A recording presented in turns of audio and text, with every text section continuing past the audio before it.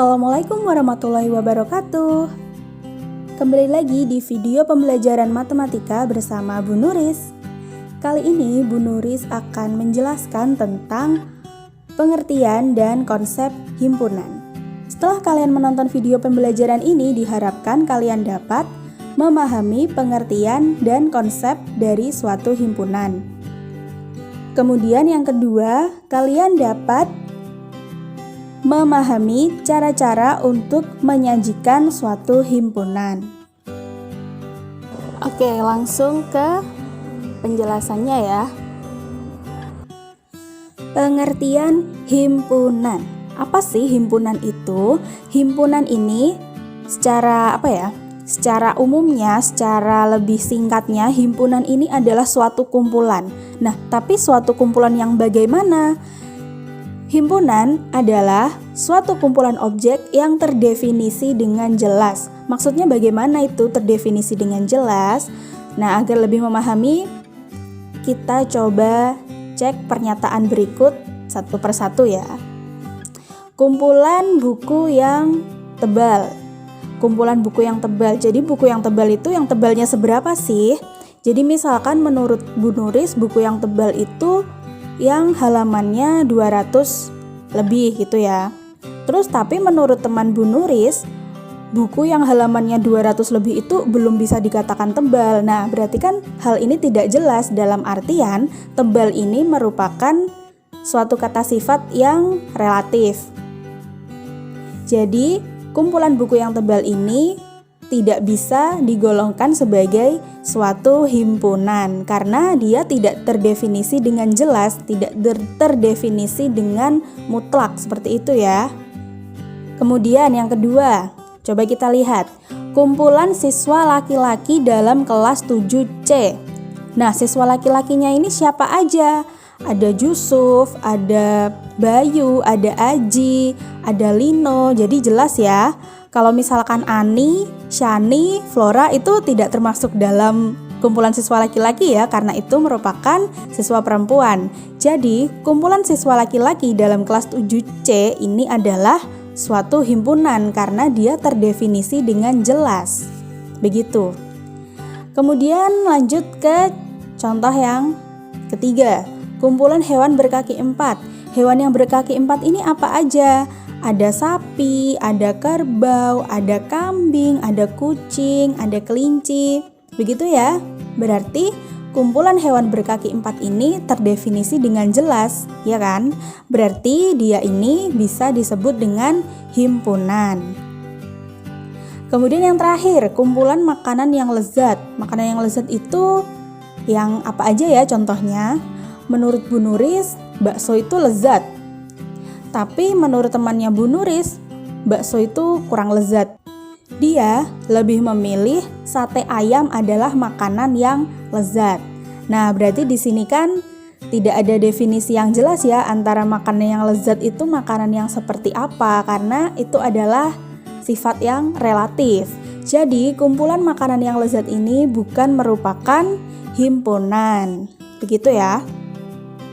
Nah, dalam matematika, himpunan ini disimbolkan dengan huruf kapital atau huruf besar dan kurung kurawal.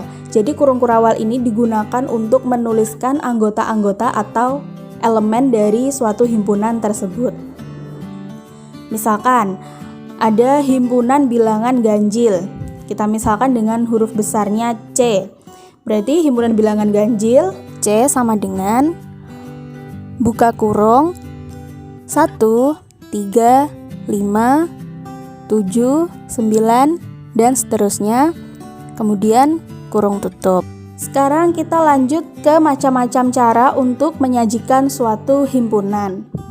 Untuk menyajikan suatu himpunan ini, ada 3 cara yang dapat digunakan. Yaitu yang pertama adalah dinyatakan dengan menyebutkan anggotanya. Nah, ini kayak disebutkan langsung aja anggotanya. Misalkan himpunan A, anggotanya adalah 2, 3, 5, 7, 11 dan seterusnya, seperti itu. Jadi ini ditulis langsung ya, huruf kapital, dan diikuti dengan menuliskan anggota-anggotanya dengan menggunakan kurung kurawal. Kemudian cara yang kedua. Cara yang kedua ini adalah dinyatakan dengan menuliskan sifat yang dimiliki anggotanya. Misalkan, A adalah himpunan bilangan kelipatan 2 kurang dari 14. B adalah himpunan semua huruf vokal dalam abjad. Jadi ini cara menuliskan himpunannya itu ditulis sifat-sifat yang dimiliki oleh anggotanya, seperti itu ya. Kemudian lanjut ke cara yang ketiga. Cara yang ketiga ini adalah dinyatakan dengan notasi pembentuk himpunan. Bentuk umum dari notasi himpunan ini adalah sebagai berikut, di mana X mewakili anggota dari himpunan dan PX menyatakan syarat yang harus dipenuhi oleh X agar bisa menjadi anggota himpunan tersebut. Simbol X ini bisa diganti-ganti oleh variabel lain ya, seperti Y, Z, L, K, M, dan lain-lain.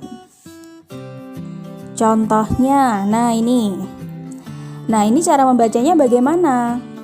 Cara membaca notasi himpunan yang seperti ini adalah A merupakan himpunan yang anggotanya adalah X, di mana 1 kurang dari X, X kurang dari 8, dan X adalah bilangan ganjil. Bacanya seperti itu ya. Lanjut ke contoh yang nomor 2.